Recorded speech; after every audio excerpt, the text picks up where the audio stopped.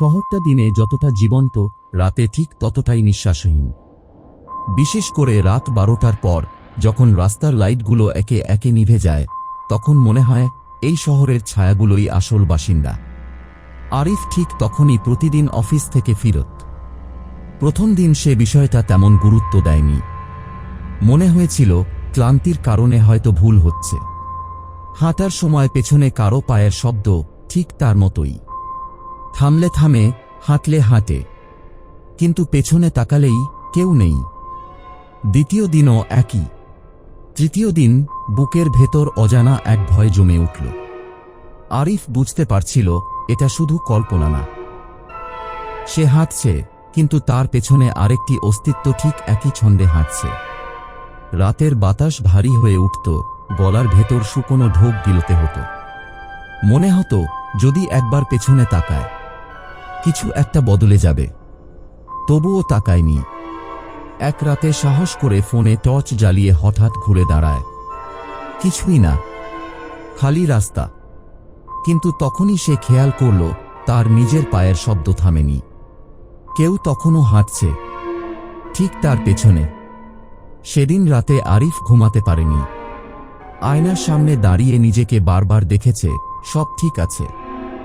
2 পা সামনে মুখ করা, শরীর স্বাভাবিক।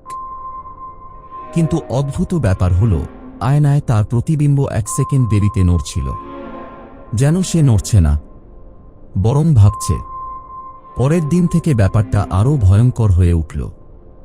আরিফ হাঁটলে মনে হতো কেউ তার কাঁধের ঠিক পেছনে নিঃশ্বাস ফেলছে। ঘাড়ে ঠান্ডা বাতাস লাগত। মাঝে মাঝে কানে ভেসে আসত ফিস ফিস শব্দ, ঠিক তার নিজের কণ্ঠের মতো। ঘুরে তাকাস না। শেষ রাতে আকাশে চাঁদ ছিল না। পুরো শহর অন্ধকারে ডুবেছিল। আরিফের মনে হল আজই সব শেষ হবে। হাঁটতে হাঁটতে সে হঠাৎ থেমে গেল। পায়ের শব্দ থামল না। ধীরে ধীরে, খুব ধীরে সে পেছনে ঘুরল। আর তখনই সে নিজেকে দেখল। ঠিক তার মতোই চেহারা, ঠিক তার মতোই পোশাক, কিন্তু চোখ দুটো ফাঁকা, মৃত। আর সবচেয়ে ভয়ঙ্কর বিষয়, লোকটা সামনে হাঁটছিল, কিন্তু তার পা দুটো ছিল উল্টো দিকে। হিল সামনে, আঙুল পেছনে। তবুও সে এগিয়ে আসছিল। আরিফ চিৎকার করতে চাইল, কিন্তু গলা দিয়ে শব্দ বের হল না। মনে হলো বুকের ভেতরের বাতাস কেউ শুষে নিচ্ছে। ওই মানুষটা ঠোঁট নড়াল। তুই আমাকে ফেলে এগিয়ে গিয়েছিলি। হঠাৎ স্মৃতি ফিরে এলো। 6 বছর আগে এক দুর্ঘটনার রাত। গভীর অন্ধকারে একটি লোক তাকে সাহায্যের জন্য ডাকছিল। আরিফ ভয় পেয়ে দৌড়ে পালিয়েছিল। পরদিন পত্রিকায় পড়েছিল একজন লোক রাস্তায় পড়ে থেকে মারা গেছে। তার পা ভেঙে গিয়েছিল, উল্টো দিকে বাঁকানো ছিল। ওই মানুষটা আরেক ধাপ এগিয়ে এলো। আরিফ অনুভব করল তার নিজের পা অবশ হয়ে আসছে।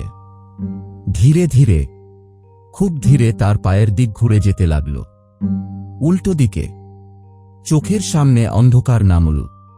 পরদিন সকালে রাস্তার ধারে একটি লাশ পাওয়া গেল। চেহারা অচেনা, চোখ খোলা, মুখে জমাট ভয়ের ছাপ।